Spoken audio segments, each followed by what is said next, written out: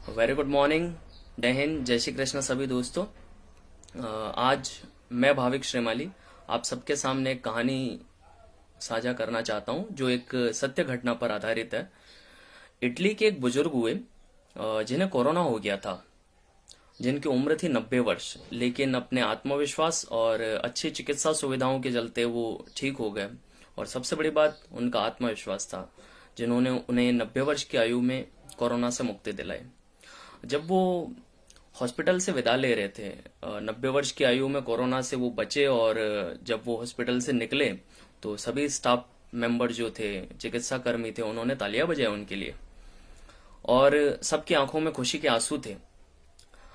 तब अचानक एक घटना घटित हुई कि अंदर से कोई एडमिनिस्ट्रेशन स्टाफ के मेंबर्स थे, वो उनके पास आए और कहा कि सर, आप इतने दिन इस हॉस्पिटल में रहे, वो सब तो निशुल्क था, लेकिन आपको इस बीच एक दिन के लिए वेंटिलेटर पे रखा गया था, जिसकी कॉस्ट थी वो 500 यूरो है। तो वो आपको पे करना पड़ेगा, वो चार्ज है वो आपको देना पड़ेगा।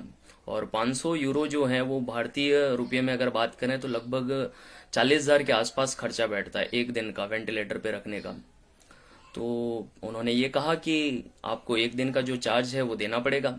तब उस बुजुर्ग की आंखों से आंसू आ गए, और बहुत ज़्यादा भावुक हो गए वो। तब जो हॉस्पिटल के स्टाफ मेंबर्स थे और डॉक्टर्स थे, उन्होंने बोला कि आप चिंता मत कीजिए, अगर आपके पास पैसा नहीं है तो आपको पे करने की ज़रूरत नहीं है, हम मैनेज कर लेंगे। उस बुजुर्ग ने ये कहा कि नहीं, ये बात नहीं है, मुझे पे करना है इतना पैसा, इसलिए मैं दुखी नहीं हूँ, इसलिए मैं नहीं रो रहा हूँ। मैं ये सोच रहा हूँ कि आपने एक दिन के लिए मुझे वेंटिलेटर पे रखा, तो 500 यूरो मतलब 40,000 रुपये का खर्चा आया, और मैं ये सोच रहा हूँ कि ये तो मैं दे दूंगा, ठीक है, लेकिन ईश्वर ने जो मुझे 90 वर्ष की आयु दी, तो उसने मुझे कितने दिन वेंटिलेटर पे ऑक्सीजन पे जिंदा रखा, उसको मैं कैसे चुका पाऊंगा। तो कहने का मतलब ये है दोस्तों कि जिंदगी जो है उसमें हम मोल नहीं समझते, उस ईश्वर को कृतज्ञता ज्ञापित नहीं करते, धन्यवाद नहीं कहते कि उसने हमें एक खूबसूरत जीवन दिया है जिसके बदले में उसने हमसे कुछ नहीं लिया है। एक बात यह है कि लॉकडाउन ने बहुत सारे लोगों के जीवन जीने का नजरिया बदल दिया। आप इस लॉकडाउन का उपयोग कैसे करते हैं, आप जीवन को किस तरीके से जीते हैं, आपको जो पसंद है कीजिए, आप किससे बात करना पसंद करते हैं बात कीजिए, आप ड्राइंग करना पसंद करते हैं जो मैं आजकल कर रहा हूँ, और लिखना पसंद करते हैं तो लिखिए। बहुत सारे लोग हैं वो खाना बनाना अच्छा जानते हैं या खाने का शौक रखते हैं तो खाना बना रहे हैं। तो एक दृष्टिकोण बदला है मेरे हिसाब से लॉकडाउन के। एक सकारात्मक पहलुओं में से एक ये भी है। कुछ और भी बातें हैं। एक एचआर मैनेजर है, वो ये कहते हैं कि इस लॉकडाउन के दौरान मैंने देखा कि मेरी छत पर कबूतर बैठते हैं, तो मैंने वो गिने कि वो कितने प्यारे लगते हैं।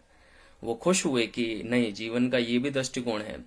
एक मनोवैज्ञानिक डॉक्टर थे, साइकियाट्रिक डॉक्टर, वो ये कहते हैं कि काफी दिनों बाद मुझे पता लगा कि सुकून की नींद क्या होती है, मैं अच्छी तरीके से सो पाया। एक जनरल मैनेजर साहब हैं, उनको हमेशा फोन पे सुनने की आदत होती है, और वो कहते हैं कि हेलो, मैं जनरल मैनेजर बोल रहा हूँ। लेकिन लॉकडाउन के दौरान जब वो बंद रहे तो उन्हें एहसास हुआ कि जनरल मैनेजर मैं बाद में हूँ, उससे पहले मैं एक इंसान हूँ। आजकल कॉल आता है किसी का तो वो ये कहते हैं सिंपल हेलो, अपना नाम बोलते हैं, बस वही। तो दोस्तों, बात यह है कि जीवन का दृष्टिकोण काफी लोगों का बदला है इस लॉकडाउन के दौरान। मतलब पद से ज्यादा इंसान महत्वपूर्ण है, ऐसी बातें भी समझ में आई है। खुश रहने के तरीके जो हैं वो लोगों ने इजाद किए हैं, और सबसे बड़ी बात कि उन्होंने ये पाया कि खुश रहना, अपने जीवन के अनुसार जो पसंद है वो करना, किसी से मिलना, बात करना, जो आपको अच्छा लगता है जीवन से कीजिए। और सीधे सीधे मायनों में ये मैं कहूंगा कि जीवन जीना और जीवन काटना दोनों अलग अलग शब्द हैं। जीवन काटिए मत, जीवन को अच्छी तरीके से जिए। वीडियो लंबा हो गया, दो पंक्तियों के साथ खत्म करना चाहूंगा कि हवाएं मौसम का रुख बदल देती हैं, हवाएं मौसम का रुख बदल देती हैं, और दुआएं और सकारात्मकता, पॉजिटिविटी, मुसीबतों का रुख बदल देती है। बहुत बहुत धन्यवाद। घर पे रहिए, सुरक्षित रहिए।